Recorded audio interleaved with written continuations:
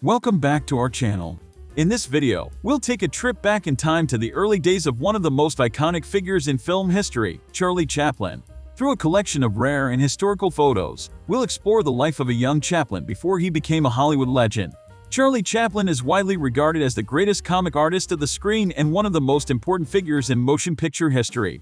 His career spanned more than 75 years, from childhood in the Victorian era until a year before his death in 1977, and encompassed both adulation and controversy. Chaplin's childhood in London was one of poverty and hardship. His father was absent and his mother struggled financially. He was sent to a workhouse twice before age 9.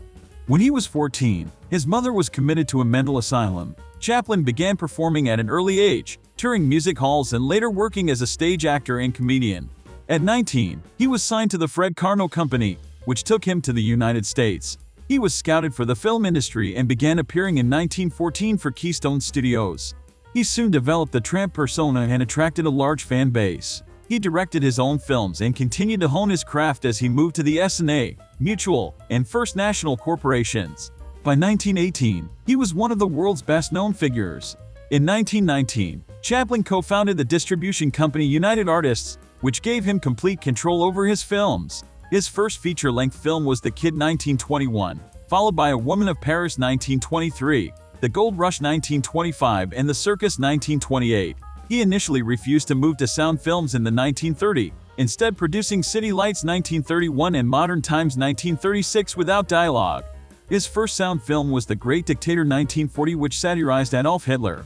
The 1940s were marked with controversy for Chaplin, and his popularity declined rapidly. He was accused of communist sympathies, and some members of the press and public were scandalized by his involvement in a paternity suit and marriages to much younger women. An FBI investigation was opened, and Chaplin was forced to leave the U.S. and settle in Switzerland. He abandoned the tramp in his later films, which include Monsieur Verdoux 1947, Limelight 1952, A King in New York 1957, and A Countess from Hong Kong 1967. Chaplin wrote, directed, produced, edited, starred in, and composed the music for most of his films. He was a perfectionist, and his financial independence enabled him to spend years on the development and production of a picture. His films are characterized by slapstick combined with pathos, typified in the tramp's struggles against adversity. Many contain social and political themes as well as autobiographical elements.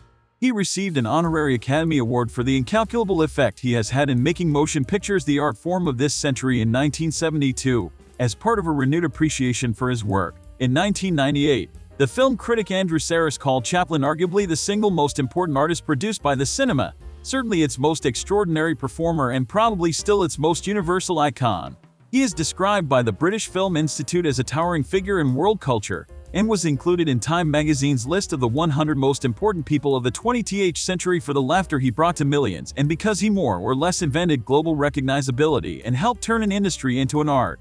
In 1999, the American Film Institute ranked Chaplin as the 10th greatest male star of classic Hollywood cinema. The image of the tramp has become a part of cultural history.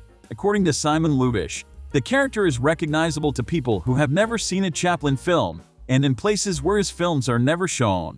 The critic Leonard Maltin has written of the unique and indelible nature of the tramp, and argued that no other comedian matched his worldwide impact. Praising the character, Richard Skickle suggests that Chaplin's films with the tramp contain the most eloquent, richly comedic expressions of the human spirit in movie history. Memorabilia connected to the character still fetches large sums in auctions. In 2006, a bowler hat and a bamboo cane that were part of the tramp's costume were bought for $140,000 in a Los Angeles auction. As a filmmaker, Chaplin is considered a pioneer and one of the most influential figures of the early 20th century. He is often credited as one of the medium's first artists. Film historian Mark Cousins has written that Chaplin changed not only the imagery of cinema, but also its sociology and grammar, and claims that Chaplin was as important to the development of comedy as a genre as D.W. Griffith was to drama. He was the first to popularize feature-length comedy and to slow down the pace of action, adding pathos and subtlety to it. Although his work is mostly classified as slapstick, Chaplin's drama Woman of Paris 1923 was a major influence on Ernst Lubitsch's film The Marriage Circle 1924 and thus played a part in the development of sophisticated comedy. According to David Robinson, Chaplin's innovations were rapidly assimilated to become part of the common practice of film craft.